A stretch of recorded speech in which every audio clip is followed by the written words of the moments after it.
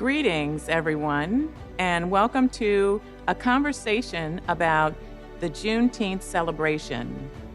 We are being joined today by Tom Puryear, who is a local activist who also serves as the state chair for the NAACP New Jersey Chapter Education Committee, and also as the committee chair for education for the Oranges Maplewood unit of the NAACP. Tom is a wonderful friend of Elmwood Presbyterian Church. He has shared his deep knowledge and research on different topics around African American history and culture and the civilizations back into the early times. We really appreciate Tom joining us today, and we're excited about hearing more about what is Juneteenth and how Juneteenth is celebrated in the United States. Thank you, Debra. First of all, I want to thank the Anniversary Committee for setting this program up. I just want to have one little side comment. I am not a historian. I am an activist who believes in the liberation of African people, and I believe education is a key component of that. Malcolm X told us a long time ago, education is our passport to the future. So there's no doubt that we are the only people in this country where there's legislation where we could not be taught to read. But I will do my best to share the little bit I do know in regards to the topic today, which is Juneteenth. So let's talk about Juneteenth. The Emancipation Proclamation was signed in January 1863. Why did it take over 2 years for all slaves to be freed in America? Let me explain it in a different way. The Civil War started in 1861 when Fort Sumter was attacked. For the next 18 months or so, the Union forces were not doing very well. At some point in time, Abraham Lincoln, the president at the time, needed some type of strategy to encourage the citizens in the North, the Union, to continue the fight. The strategy was was that he would emancipate the slaves, something that he said in the beginning he would not in favor of doing. So in 1863, January 1st, Lincoln freed the slaves in the South, in the Confederacy. But the Union forces had no control over that implementation. So in 1865, General Granger arrives in Galveston, Texas, with troops. Some of the troops were African-American troops that he had brought with him. And at that point in time, he declared that the implementation of the Emancipation Proclamation was going to be in effect because the Emancipation Proclamation only freed those that were in the South, in the Confederacy. So therefore, you needed enforcement of that information. So even if you were on a plantation in Texas, and when you know your history, your geography, where Texas is, it was the westernmost portion of the Confederacy. So getting information to that portion of the state, of the country, was difficult. So even if you were on the plantation and you knew that you were free, what do you tell Master? Master, I free? Let me go? Because Master's going to say, I need you, you boy, girl, stay here and do this, that, and the other. So yes, the Emancipation Proclamation freed those who were enslaved in the Confederacy, but not those that were in the North. It took the 13th Amendment, which was done in December of 1865, to eradicate enslavement in our country. So to answer your question, it took some time, but the Juneteenth was the emancipation for Texas and the South. Thank you. When and where were the first celebrations of Juneteenth? The first official celebration was a year later in Houston. And that's when the people began to decide that there were going to be a celebration. Some call it Jubilee Day, Black Independence Day, what have you. But it was a celebration of what had happened the year before, and it began to gradually move out throughout the country as far as what was going on, as far as the celebration of the emancipation that had occurred in 63 if you're only in the South, and in 1865, if you were living in the United States of America. Now, Juneteenth is a state and a federal holiday. How did that come about? When I went over that question, I had to wonder that question myself. I don't know the answer to that question per se. What I can say to you is, in doing some research, there are 11 national holidays. Holidays meaning celebration throughout the country. I'm old enough to remember when there was 12, and what happened was they took Abraham Lincoln off the list, and now we only have 11 national holidays. So with the Juneteenth, we now have 11 national holidays. What I found that is very interesting, 3 of the 11 holidays are directly related to the African American experience. Now, we know Dr. King is one. We know that the Juneteenth now, as of last year, is also one. But most people don't know the third national holiday that was influenced by African Americans. Do you know? I want to guess Okay. Veterans Day? No. No? Memorial Day. Oh, wow. The first Memorial Day that was celebrated was done, I believe, in Mississippi, where the women throughout in that community began to bury and to have some type of arrangement in the cemetery in 1865. And that was the first organized attempt to memorialize those soldiers who had died and had fought in the Civil War. So again, we have 3 of the 11 holidays are related to the African American experience. So it's important for us to realize why we have that. So what is America telling us when we have 11 national holidays, 3 of which are related to the African American experience? So in my mind, just dealing with Juneteenth is about celebrating, agitating, and educating our people about what's going on and what has gone on. So for America to tell us there's a celebration that you need to recognize, it's important for us to do our homework and to realize what was happening, what did our ancestors do to make this country the country that it is. Economic giant is the easy aspect of it, but because of the free labor that America had. But when we realize we built the White House, there's a lot of things that would not be in existence if it had not been for what our ancestors had to endure. And the words I use sometimes is only the strong survive. We, as our ancestors, we would not, had our ancestors had not endured, had not had the strength that they had to endure, we would not be here. I don't know if I could have taken the pressure. We came to this country in 1619 as enslaved people. It took almost 400 years for us to have some semblance of emancipation. And the question becomes, what will it take for us to be emancipated to the level of the other individuals? For me, because I know what our ancestors did, I never thought this country was a white country. I believe that I know that what we did, what our ancestors did, and what we're capable of doing. So when we talk about the Revolutionary War, the first person to die for the American Revolution was Crispus Attucks, an African American. So our blood has been on this country, has been here forever and a day. So it's important for us when we celebrate Juneteenth to understand why we have the holiday, what our ancestors did, how long they endured, and what is our obligation moving forward. And that's for me is the purpose. Most of us don't know our history. Most of us do not know our culture, what our ancestors and who our ancestors were and where they came from, and what our responsibilities are in the 21st century to propel for our children and our grandchildren what needs to be done.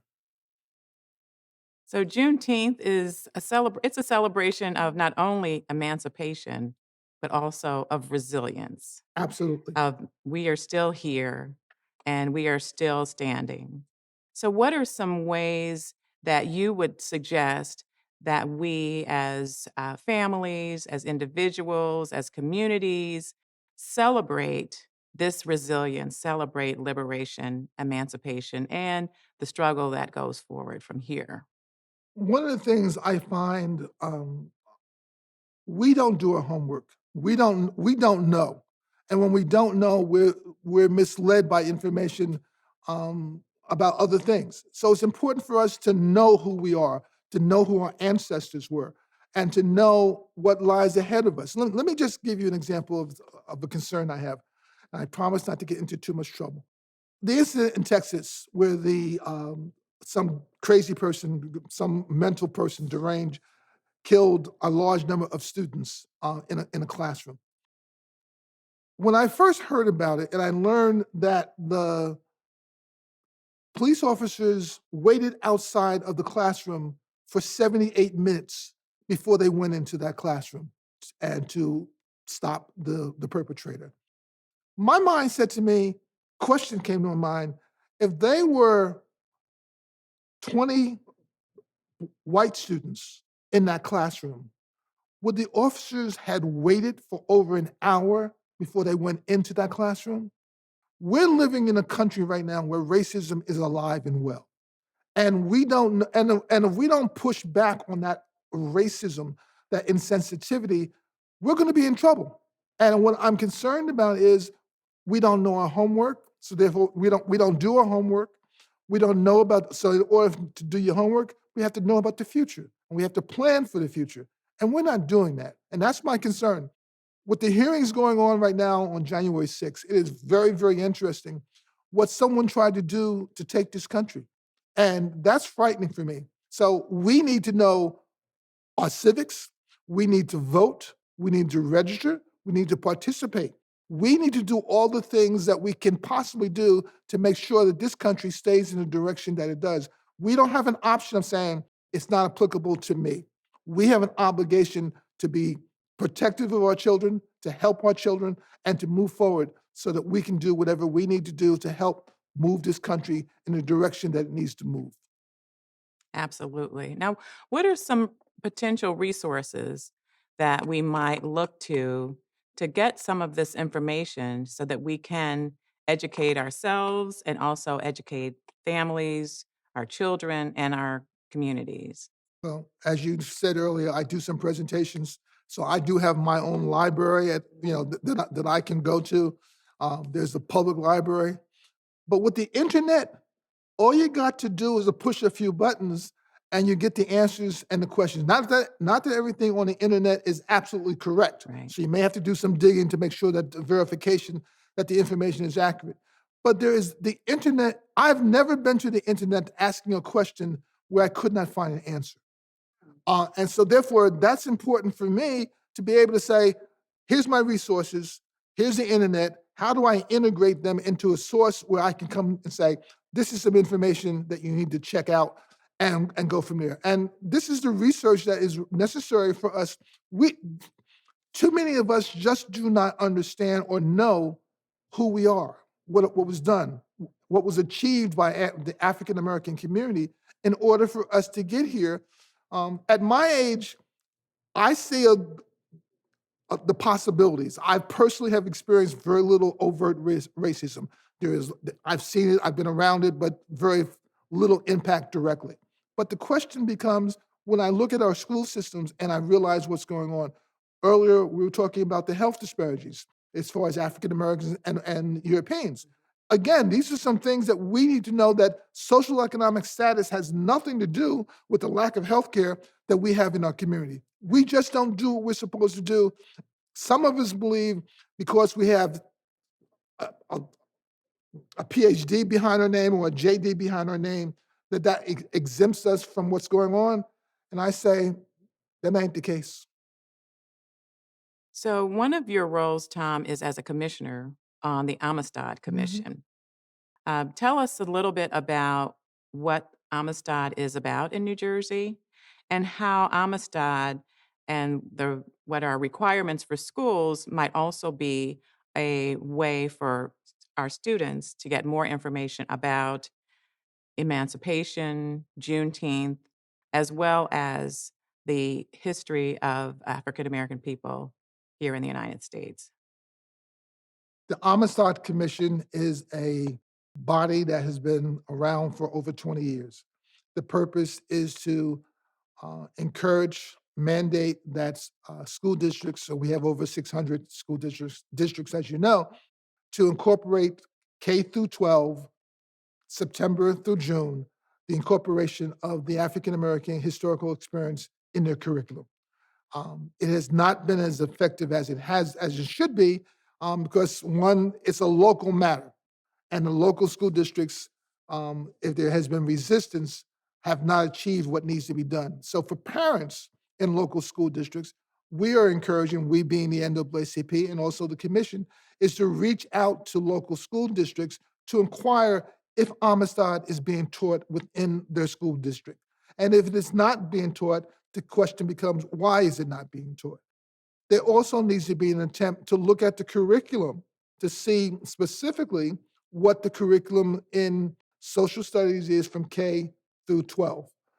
To see, it's important for not only African American students or students of color, but for all students to understand the experiences of the African American cohort historically throughout our country.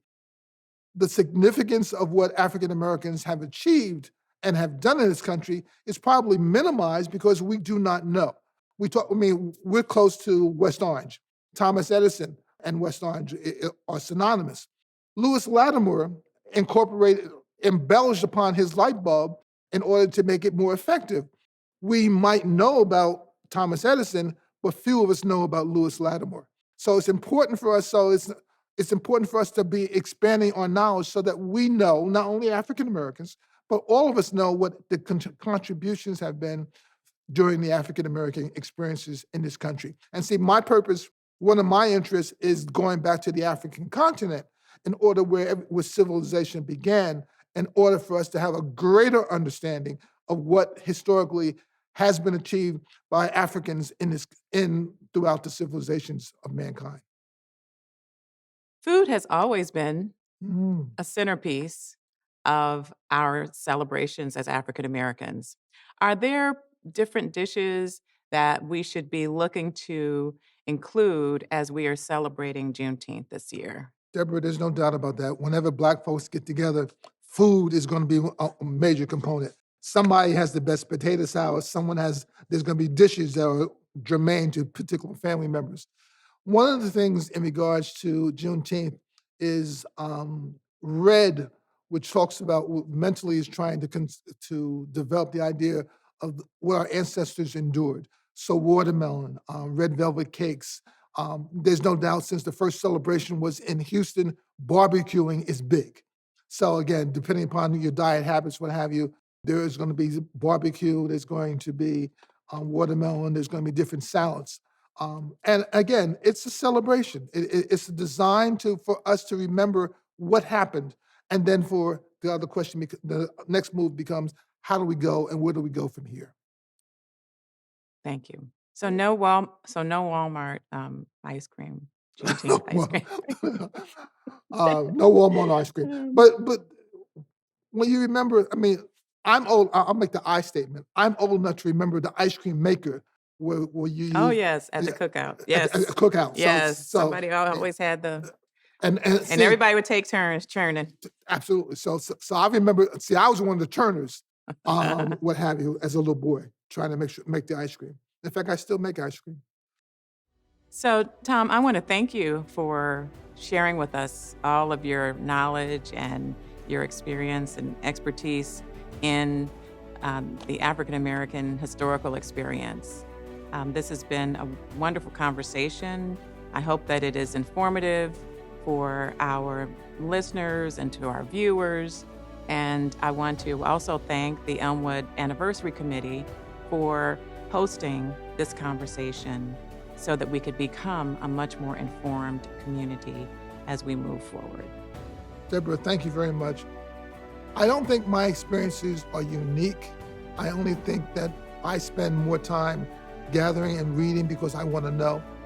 Other individuals have the same opportunity to be able to go to a bookstore, go to the internet, go to the library, and pick up and learn what our ancestors achieved, what they endured, and what our responsibilities towards the future are in order to make this country and our civilization the best that it can be. Thank you very much. And thank you to each of you for joining this conversation.